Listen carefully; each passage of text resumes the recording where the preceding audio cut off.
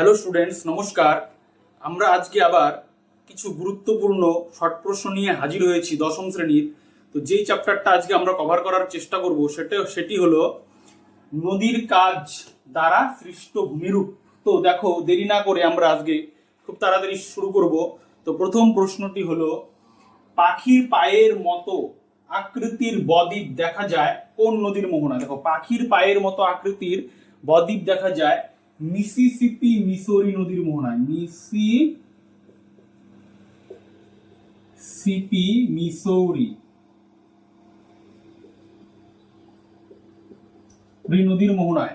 এছাড়া ভারতে একটি নদীতে পাখির পায়ের মতো বদ্বীপ দেখা যায়, সেটি হলো কৃষ্ণা।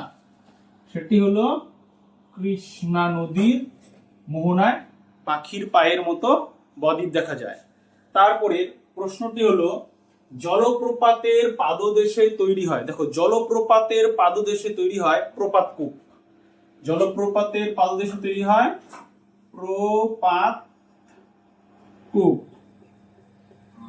এর পরের প্রশ্নটি হলো, পলল শঙ্কু গঠিত হয়। পলল শঙ্কু গঠিত হয় উচ্চ ও মধ্যবর্তী সংযোগস্থলে, অথবা আমরা লিখতে পারি পর্বতের পাদদেশে।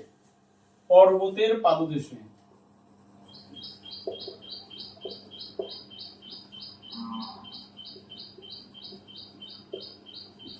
তারপর 4 নম্বর প্রশ্নটি হলো, লবণযুক্ত শিলাস্তরের উপর নদীর প্রধান ক্ষয় প্রক্রিয়াটি কি? দেখো, লবণযুক্ত শিলাস্তরের উপর নদীর প্রধান ক্ষয় প্রক্রিয়াটি হলো দ্রবণ ক্ষয়। দ্রবণ ক্ষয়। 5 নম্বর প্রশ্নটি হলো, নদীর গতিবেগ দ্বিগুণ বেড়ে গেলে তার বহন ক্ষমতা কত গুণ বাড়ে? দেখো, নদীর গতিবেগ দ্বিগুণ বাড়া মানে 2 to the power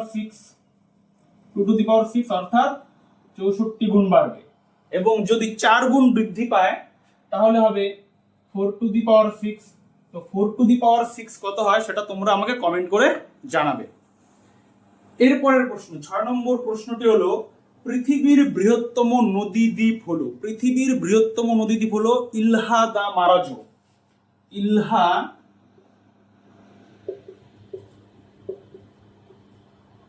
the মারাজো। Ilha দা মারাজো, যেটি আমাজন নদীর মধ্যে অবস্থিত। এছাড়া ভারতের বৃহত্তম নদী দ্বীপটি হলো মাজুলি, যেটি আসামের ব্রহ্মপুত্র নদের মধ্যে অবস্থিত, মনে রাখবে। তারপরে দেখো, 7 নম্বর প্রশ্ন হলো, নীল নদের বদ্বীপ একটি কি ধরনের বদ্বীপ? দেখো, নীল নদের বদ্বীপ হলো একটি ধনুক আকৃতির বদ্বীপ।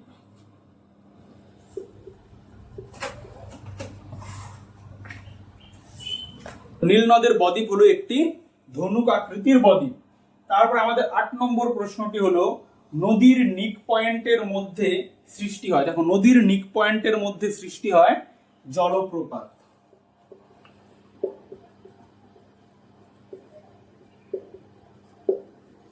তারপরের প্রশ্নটি হলো, পৃথিবীর বৃহত্তম বদ্বীপ হলো। পৃথিবীর বৃহত্তম বদ্বীপ হলো গঙ্গা ও ব্রহ্মপুত্রের বদ্বীপ।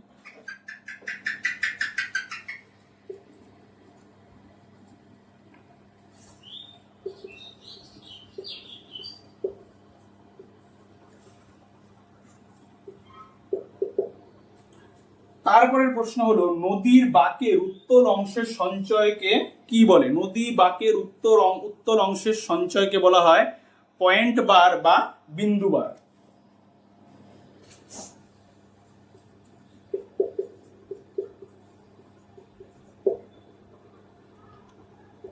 পয়েন্ট বার বা বিন্দু বার। তারপরের প্রশ্নটি হলো, পৃথিবীর গভীরতম গিরিখাত কোনটি? পৃথিবীর গভীরতম গিরিখাত হলো নেপালের কালীগণ্ডকী নদীর গিরিখাত অথবা অন্ধ গালচি গিরিখাত।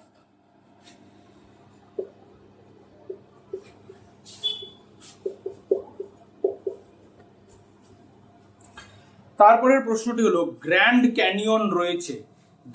ক্যানিয়ন রয়েছে উত্তর আমেরিকার কলোরাডো নদীতে।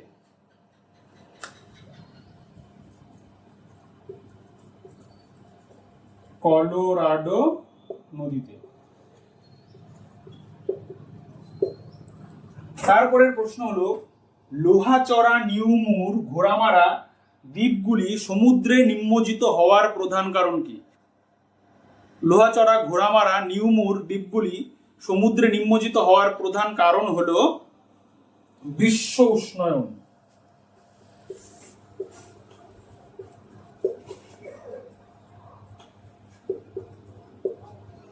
তারপরের প্রশ্ন হলো নদী বক্ষে যে ছোট ছোট গর্তের সৃষ্টি হয়, নদীর বক্ষে যে ছোট ছোট গর্তের সৃষ্টি হয় সেই গর্তগুলিকে কি বলে? সেই গর্তগুলিকে বলা হয় মন্থকূপ বা পট হোল।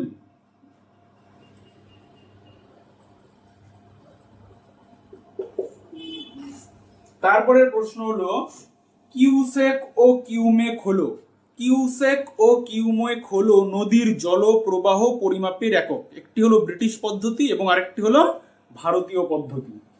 তো নদীর জল প্রবাহ মাপার একক।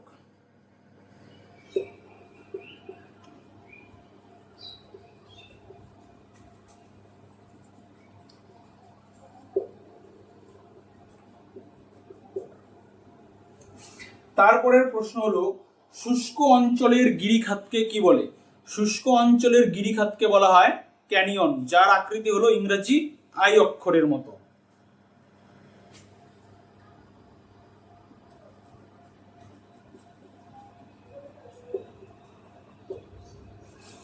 তারপরের প্রশ্নটি হলো ক্যানিয়ন আই আকৃতির হওয়ার প্রধান কারণ কি? তো দেখো, এই ক্যানিয়ন আই আকৃতির হওয়ার প্রধান কারণ হলো নদীর নিম্ন ক্ষয় করার ক্ষমতা। তো 17 নম্বর প্রশ্নের উত্তরটা আমি একটু উপরে লিখে দিচ্ছি। নদীর নিম্ন ক্ষয়, ক্যানিয়ন আই আকৃতির হওয়ার প্রধান কারণ হলো নদীর নিম্ন ক্ষয়। তারপরের প্রশ্ন দেখো, 18 নম্বর প্রশ্ন, মর্ট লেক পরিলক্ষিত হয়। মর্ট লেক পরিলক্ষিত হয়, মর্ট লেকের আরো দুটো নাম আছে, একটা হলো অশ্বক্ষুরাকৃতি হ্রদ, আরেকটি নাম হলো অক্সবো লেক। তো মর্ট লেক বা অশ্বক্ষুরাকৃতি হ্রদ বা অক্সবো লেক তৈরি হয় প্লাবন ভূমিতে।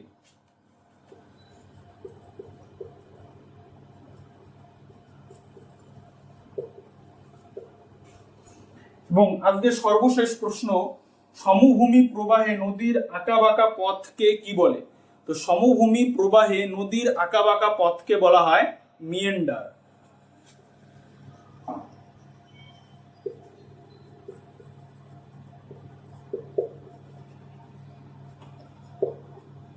তো আজকের প্রশ্নগুলো এখানেই শেষ। তো তোমরা এগুলো খাতার মধ্যে লিখে নেবে, পরীক্ষার সময় যেন খুঁজতে কোনো অসুবিধা না হয়।